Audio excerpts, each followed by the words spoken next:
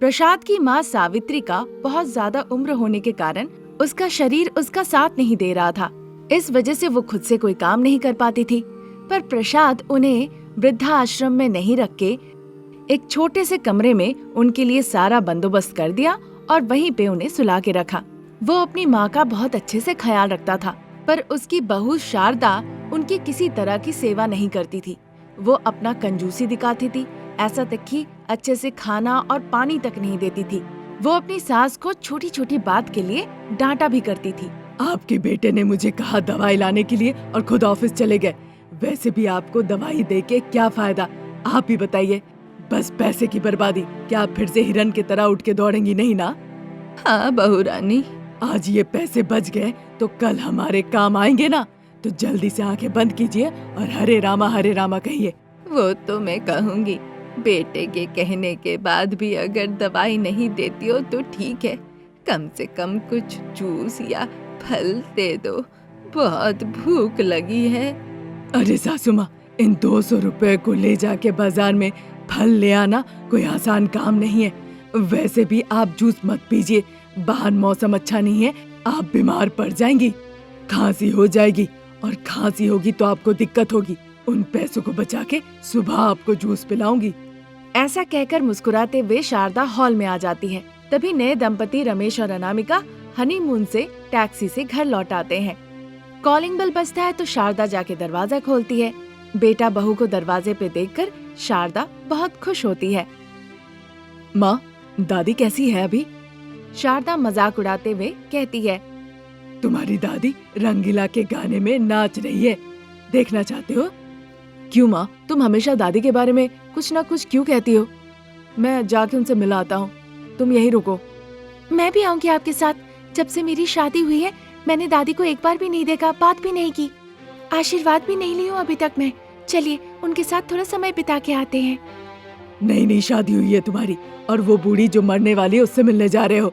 वहाँ जाओगे तो कहीं तुम्हें कुछ बीमारी ना हो जाए। पिताजी तो जा रहे हैं, वहाँ जाके वो उनकी सेवा भी कर रहे हैं, अपनी बेटी की तरह देखभाल कर रहे हैं। उन्हें तो कभी कुछ नहीं हुआ, वो तो बहुत खुश है और बहुत स्वस्थ है। तुम यहीं पे रुको, मैं और अनामिका जाके मिल के आते हैं। ऐसा कहकर रमेश और अनामिका सावित्री से जाके मिल के आते हैं। वो बहुत खुशी खुशी बातचीत करते हैं। अपना पोता और उसकी पत्नी को देखकर सावित्री बहुत खुश होती है, खुशी से आंख भर आते हैं। पोता, तुम अपने पिताजी से कहो मुझे किसी वृद्धाश्रम में जाके रखाए। क्यों दादी, आप यहाँ पे ठीक नहीं है? किस माँ बाप को अच्छा नहीं लगेगा अपना बेटा पोते के साथ रहना। मुझे बहुत गर्व है कि तुम्हारे पिताजी जैसा मुझे बेटा मिला। वो तो मुझे अपनी बेटी की तरह देखभाल करता है, और इससे ज्यादा क्या चाहिए बताओ। पर ऊपर वाले को मेरे ऊपर दया नहीं आ रही, वो मुझे इस हालत में यहाँ छोड़ दिए हैं। यह कहकर दुखी हो जाती है। आधा घंटा निकल जाता है। रमेश अनामिका वहाँ से चले जाते हैं। एक दिन शारदा इडली बना के खाते खाते सावित्री के पास जाती है। अच्छे लोगों की अच्छी सेहत होती है, पर आपको तो मौत भी नहीं आ रही है। आपकी उम्र के लोग कब के मर चुके हैं और आप यहाँ जिंदा रहकर मुझे मार रही है। मुझे बहुत भूख लगी है बहू, कुछ खाने के लिए दे दो। मुंह खोलिए, खिलाती हूँ। जैसे ही शारदा ने कहा, सावित्री ने अपना मुंह खोला। शारदा दूर से एक टुकड़ा इडली का सावित्री के मुंह पे फेंकी। वो जाके सावित्री के मुंह के बाहर गिरा। आपका हिस्सा हो गया, अब आपको नहीं मिलेगा। ऐसा मत कहो बहू, बहुत भूख लगी है। सावित्री विनती करने लगी। शारदा ऐसे भाव कर रही हो जैसे उसने कुछ सुना ही ना हो और खुद खाने लगी। तभी वहाँ पे अनामिका आ जाती है और पूछती है वो इस तरह से सावित्री को क्यों परेशान कर रही है। सासू माँ, जब दादी कह रही है कि उन्हें भूख लगी है तो आप कंजूस की तरह ऐसा क्यों कर रही है?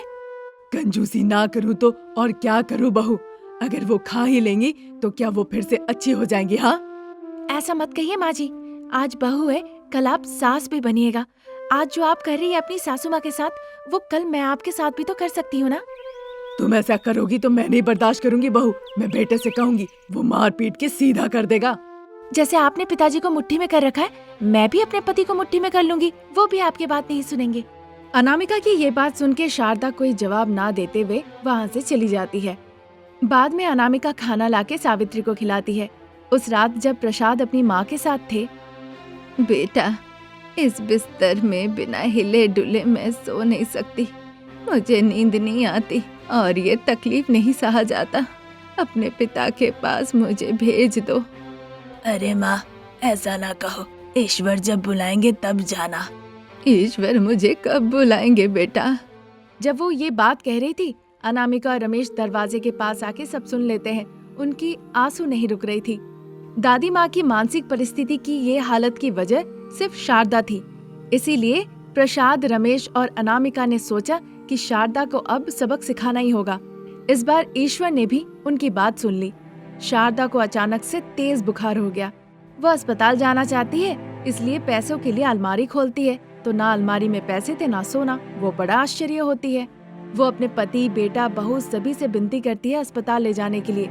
अगर बुखार ज्यादा हो जाए तो वो मर जाएगी। अब मरने ही वाले तो पैसे क्यों खर्च करना? अब जिंदा रहकर भी किसका क्या ख्याल रखेंगी? ना पिताजी को पत्नी चाहिए, ना आपके बेटे को माँ। अब मुझे भी सासू माँ की कोई जरूरत नहीं है, तो आप जिंदा रहकर क्या करेंगी? बहू के मुंह से ऐसी बातें सुन के शारदा बहुत दुखी हो जाती है। तब उसको समझ में आता है कि उसकी बातों से सावित्री को मन में कितनी तकलीफ हुआ करती होगी। शारदा जाके माफी मांगती है। फिर उसके बाद शारदा को लेकर वो तीनों अस्पताल जाते हैं। वो तीनों अस्पताल से लौट आते हैं। तब अनामिका स्वीकार करती है कि सारे पैसे अलमारी से उसने चुराया है, पर शारदा ने उसे माफ कर दिया। बहू की आज इस चोरी ने मेरी आंखें खोल दी। मैं अपनी सासू माँ से जाके जरूर माफी मांगूंगी। ऐसा कहकर बिस्तर पे सो रही सावित्री के पास शारदा जाती है। वो सावित्री के पास आके उसके पैर पकड़ लेती है, पर अब कोई फायदा नहीं। सावित्री तब तक चल बसी थी। ये जानने के बाद सभी रोने धोने लगते हैं। फिर सब मिलके सावित्री का अंतिम संस्कार करते हैं। तब से सासू माँ शारदा और बहू अनामिका मिलजुल के एक साथ रहने लगती है। सारा काम खत्म होने के बाद अनामिका मशीन पर बैठ गई और मशीन पर स्वेटर सिलने लगी। थोड़ी देर में ही अनामिका की सासू माँ शारदा वहाँ आ जाती है। अनामिका को स्वेटर बिनते देख उसे बड़ा गुस्सा आता है। कहा मेरा बेटा रात दिन काम करके थोड़े पैसे कमाता है और उसके सारे पैसे तुम फालतू सामान में खर्च कर देती हो। ये ऊन काटे कपड़ों में कितने पैसे खर्च हो जाते हैं। ये गर्मियों में भी बहुत काम आएगा सासू माँ। मुझे पता है, इसे स्वेटर कहते हैं और ये ठंड से बचाता है। हाँ सासू माँ, पर आपको इतने अच्छे से कैसे पता? तुमसे मेरी उम्र और तजुर्बा ज्यादा है, तो देख के समझ में नहीं आएगा क्या? कमाल की है माँ जी। मैं तो ये स्वेटर पिताजी के लिए बना रही हूँ। उस दिन देखा, पिताजी उनसे स्वेटर लाने के लिए कह रहे थे और मनी मन दुखी हो रहे थे। बुरा तो लगा। अपने बेटे को स्वेटर लाने को कहा, इसमें क्या गलत है? तुम ही बताओ बहू। हाँ ओफो सासू माँ, आप हर बात को गलत क्यों लेती हैं? अच्छा ये बताइए, आपका बेटा जो स्वेटर ले आएगा, क्या वो इस स्वेटर से बेहतर होगा? अच्छा या खराब, वो तो बेटा स्वेटर लाने पे ही पता चलेगा। अनामिका ने कुछ जवाब ना देते हुए फिर वो स्वेटर बिनने लगी। शारदा भी गुस्से से दो चार बातें सुनाई, फिर गुस्से से तमतमाते हुए वो बाहर चली गई। सासू माँ को इस तरह से डांटते हुए देखकर अनामिका मनी मन सोचती है, उन्हें बस तनख्वाह ही मिलती है। उस पैसे से पूरा घर महीने भर चलता है। इस बीच उन्हें और पैसे नहीं मिलते। अगर हमें कुछ ज्यादा खर्च करने की जरूरत पड़ गई तो फिर हमें उधार मांगना पड़ेगा। फिर जब तनख्वाह आएगी तो उसी पैसे को लौटाने में सारे पैसे चले जाएंगे। मैं बस चाहती हूँ कि कैसे भी अपने पति को थोड़ी मदद करूँ, पर सासू माँ ये बात समझती ही नहीं और मुझे बस रोकने की कोशिश करते रहती है। ये सब सोच के अनामिका फिर से स्वेटर बिनने में लग जाती है। वक्त निकल जाता है, बाहर अंधेरा उतर आता है तो शारदा अंदर आ जाती है। तभी भी अनामिका मशीन पे बैठ के स्वेटर बिन रही है। ये देखकर शारदा अब आग बबूला हो जाती है। अरे बहू, अगर मैं घर पे नहीं रहूंगी तो सारा काम ऐसे ही पड़ा रहेगा। बाहर अंधेरा हो गया है, बत्ती जलाने का वक्त हो गया है, अभी तक बर्तन नहीं धुले। देखो जाके सिंक में पूरे बर्तन पड़े हुए हैं। हाँ स्वेटर हो ही गया है सासू माँ, आप बस बैठिए और देखिए मैं तुरंत सब सफाई कर देती हूँ। ऐसा कह के वो स्वेटर लेके उठती है और प्रसाद के पास जाने लगती है। प्रसाद जो बगान में बेंच पर बैठे हुए थे, अनामिका को देखकर, ये क्या है बेटा? आपने कहा था ना कि आपको ठंड लग रही है, स्वेटर चाहिए पिताजी, इसीलिए मैंने आपके लिए स्वेटर बिना। लीजिए, बहुत अच्छा है, अब आपको ठंड भी नहीं लगेगी। ये सुनकर प्रसाद बहुत खुश होते हैं। अब मैं तुम में बहू नहीं बेटी देख रहा हूँ। जीती रहो बेटा, मेरी उम्र भी तुम्हें लग जाए 100 साल जियो। अरे पिताजी, वैसे ही माहौल ठंडा है और ज्यादा यहाँ रुकूंगी तो मेरे ऊपर बर्फ गिरेंगे, फिर आप ही को संभालना पड़ेगा। इस तरह मजाक करके ससुर जी और बहू हंसने लगते हैं। उनकी बातें सुन के शारदा बाहर निकल आती है। शारदा को देखते ही वो दोनों हंसते हंसते रुक जाते हैं। अनामिका जल्दी से किचन की तरफ चली जाती है और बर्तन धोने लगती है। प्रसाद बहू का स्वेटर पहनते हैं, उन्हें गर्माहट महसूस होती है। रात के 8 बज चुके थे। सर्दियों का दिन था, चारों तरफ बर्फ गिर रही थी। क्योंकि बहुत ज्यादा ठंड थी, इसीलिए पूरा गांव घर के अंदर था। शारदा प्रसाद ने भी भोजन खत्म करके टीवी पर समाचार देख रहे थे। अनामिका किचन में कुछ काम कर रही थी। बहुत ही परेशानी की हालत में रमेश घर आता है, जैसे मानो कि रमेश का कुछ खो गया हो। फिर बेटे को देखकर शारदा कहती है, बहू, बेटा आया है, खाना लगाओ। उनकी बातें सुन के अनामिका हॉल में आती है। भूख नहीं है अनामिका, बहुत सर दर्द हो रहा है, झंडू बाम ले आओ जरा। ऐसा कह के वो अपने कमरे में जाके सो गया। अब रमेश चूंकि खाना नहीं खाया, इसीलिए अनामिका भी बिना खाए सो गई। अगले दिन सुबह के 10 बज चुके थे, तभी भी रमेश ऑफिस जाने के लिए तैयार नहीं हुआ। ये देखकर शारदा पूछती है, प्राइवेट नौकरी है माँ, पता नहीं कब है कब नहीं है, कहना बहुत मुश्किल है। अब नौकरी नहीं रही माँ। क्यों ऐसा हुआ बेटा? सर्दी थी ना माँ, ऑफिस लेट से जा रहा था, इसलिए उन्होंने मुझे निकाल दिया। दूसरी नौकरी ढूंढनी पड़ेगी, पता नहीं वो नौकरी कब मिलेगी, कहाँ मिलेगी। तब तक इस परिवार को मैं कैसे चलाऊंगा माँ। ऐसा कह के बहुत दुखी हो गया रमेश। दिन गुजर रहे थे, रमेश को कहीं भी नौकरी नहीं मिल रही थी। बहुत निराश हो पड़ा, मानो कि वो अपनी आशा ही खो बैठा। तभी एक दिन अनामिका दिलासा देते हुए अपने पति से कहती है, नौकरी नहीं है इसलिए आप इतना उदास मत होइए, अच्छे दिन आएंगे, इस तरह से दिलासा देती है।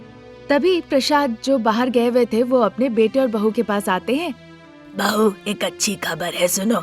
मैं वो लाफिंग क्लब का मेंबर हूँ ना, वहाँ पे किसी को मेरा स्वेटर बड़ा पसंद आया। वो स्वेटर मांग रहे थे, लगता है अच्छे पैसे भी देंगे। ये सुनकर अनामिका बहुत खुश होती है। देर मत करो, ऐसे और भी स्वेटर बनाओ बहू, उन्हें ले जाकर मैं लाफिंग क्लब में बेचूंगा। वैसे भी बेटे की नौकरी नहीं है, हमें कुछ पैसे भी मिल जाएंगे। ये सुनते ही अनामिका को एक अच्छी तरकीब सूझती है। वो जाके सासू माँ को बताती है और सासू माँ भी हाँ कह देती है। फिर उनके पास जितने भी पैसे थे घर में, सारे पैसे वो स्वेटर बनाने में लगा देते हैं। रात दिन बिना देखे अनामिका स्वेटर बुनने के काम में लग गई। उन स्वेटर्स को ले जाके प्रसाद लाफिंग क्लब में बेचते हैं और उसके बदले पैसे ले लेते हैं। उनमें से कुछ स्वेटर्स सास बहू भी एक पेड़ के नीचे जाके बेचने लगती है। आइए बाबू आइए, गर्मा गर्म स्वेटर ले जाइए, कम दाम और टिकाऊ गारंटी के साथ ले जाइए। एक बार पहनिए, गर्माहट महसूस हो तभी उसे खरीद ले जाइए। इस तरह सास बहू स्वेटर बेचने लगती है। जो भी यात्री उधर से जा रहे थे, सास बहू के पास आकर स्वेटर देखने लग जाते हैं। लोगों को स्वेटर पसंद आता है और वो खरीद लेते हैं। इस तरह से सास बहू अच्छा पैसा कमाने लगती है। तभी एक दिन शारदा अनामिका का हाथ पकड़ के कहती है, मुझे माफ कर देना बहू, मैंने तुम्हें कभी समझा नहीं, हमेशा डांटा। कई दफे मुझे लगा कि तुम्हारा मशीन उठा के बाहर फेंक दूं। मैंने डांटा भी, पर आज वही स्वेटर हमें 2 वक्त की रोटी दे रहा है, हमें भूख से बचा रहा है। तभी पता चला कि भूख की कीमत क्या होती है। इस तरह से एक एक बात शारदा पूरे दिल से अनामिका को कहती है। सुन के अनामिका को अच्छा लगता है और वो परिवार का ख्याल रखने लगती है। ये स्टोरी अगर आपको पसंद आई तो हमारे चैनल को जरूर सब्सक्राइब करें। Thank you for watching.